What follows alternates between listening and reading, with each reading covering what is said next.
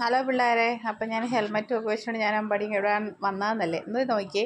നമ്മുടെ caladium season വന്നു കേട്ടോ. ഇപ്പം ഇനിയിപ്പം എന്താ കലേഡിയത്തിൻ്റെ സീസൺ ആയതുകൊണ്ട് നമ്മുടെ വീഡിയോസൊക്കെ ഇഷ്ടം പോലെ കാണും കേട്ടോ. മഴയാണ് പിള്ളേരെ. കലേഡിയം വന്നു കഴിഞ്ഞാൽ ഒപ്പം മഴയും കൂടെ വരുമല്ലോ.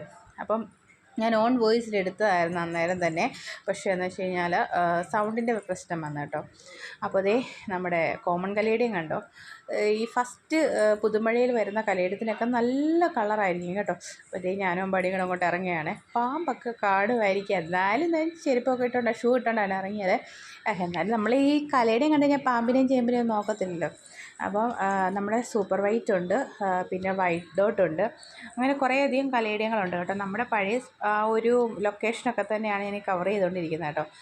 അപ്പോൾ ഞങ്ങൾ കുറച്ച് നേരം അവിടെ നിന്ന് കഴിഞ്ഞിട്ട് എൻ്റെ പൊന്നു പിള്ളേരെ ഞാൻ അടുത്തടുത്തോട്ട് വന്നു കേട്ടോ. കാരണം എന്താ പറയുക, വണ്ടിയിൽ നമ്മൾ അച്ചാറിനുള്ള കേര ഇരിപ്പുണ്ടായിരുന്നു കേട്ടോ. അപ്പോൾ അത് വെച്ചുകൊണ്ട് നിന്നാൽ പണി പാളും.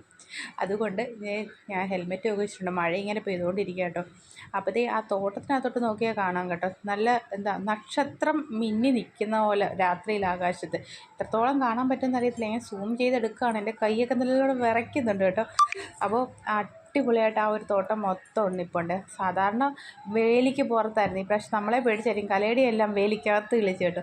അപ്പം അമ്പാടി ദേടെ മമ്മി ഈ നിൽക്കുന്നത് എന്താണ്? അങ്ങനെ പിള്ളേരെ, ഞാനും അമ്പാടി കണ്ടത് കലേടിയം തേടിയുള്ള യാത്രയാണ്. നമ്മുടെ കേരമീൻ നമ്മുടെ വണ്ടി ഇരിപ്പുണ്ട് കേട്ടോ. അതിന് ഫ്രഷാണ്, ചീത്ത ആവത്തില്ല കേട്ടോ. എന്നാലും വീട്ടിലോട്ട് പോകുന്ന വഴി തന്നെ ആയിരുന്നു കേട്ടോ.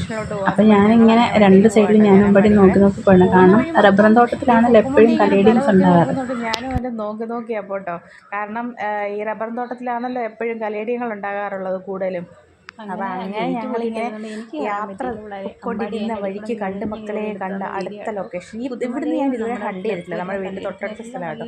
ദേ നമ്മുടെ ക്രിസ്മസ് കലേഡിയം റബ്ബർ തോട്ടം നിറച്ച് അവിടെ എവിടെയായിട്ട് ഇങ്ങനെ എന്താ നല്ല സ്നോ വൈറ്റായിട്ട് നിൽപ്പുണ്ട് കേട്ടോ. അപ്പോൾ എനിക്ക് ഇറങ്ങാൻ പറ്റത്തില്ലായിരുന്നു, എന്താണെന്നല്ലേ അവർ ഗേറ്റ് കൂട്ടി പോയെന്നേ.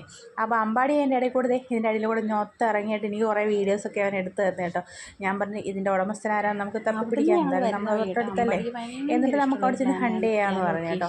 അപ്പോൾ എന്തായാലും ഇന്ന് നമുക്ക് ഹണ്ട് ചെയ്യാൻ ടൈമില്ല, കാരണം ഞാൻ പറഞ്ഞില്ലേ ചൂര ഇറങ്ങി വേണമെങ്കിൽ ചിലപ്പം തിരിച്ച് കടലിലോട്ട് പോകും. പിന്നെ അമ്പാടിക്ക് ഏറ്റവും ഇഷ്ടമുള്ളൊരു പ്ലാന്റാണ്. അവൻ എന്നോട് എപ്പോഴും പറയുന്നത് ഒഴി പോകുമ്പോൾ മമ്മി നമുക്കത് പറിക്കാം. ഞാൻ അവിടെ നിൽക്കട്ടെ, ഇവനെന്നെ വിളിക്കട്ടെ മമ്മി വായോ എന്നും പറഞ്ഞ് അവനത് കണ്ട ആക്രാന്തത്തിൽ ഇറങ്ങി. എന്താ പറയുക ലൊക്കേഷൻ, ഞങ്ങളുടെ ഇവിടുത്തെ നാട്ടുകാരൊക്കെ പറയും ഇതെന്താണെന്നല്ലേ, ഈ മരിച്ചവരുടെ പട്ടടയിൽ വെക്കുന്ന സാധനം ഉണ്ടല്ലോ, എന്താണെന്നറിയാം, എന്താ അതിനെന്തോ ആ ചേമ്പിനെന്തോ ഒരു പേര് പറയും കേട്ടോ. ആ ചേമ്പാന്ന് പറയേ.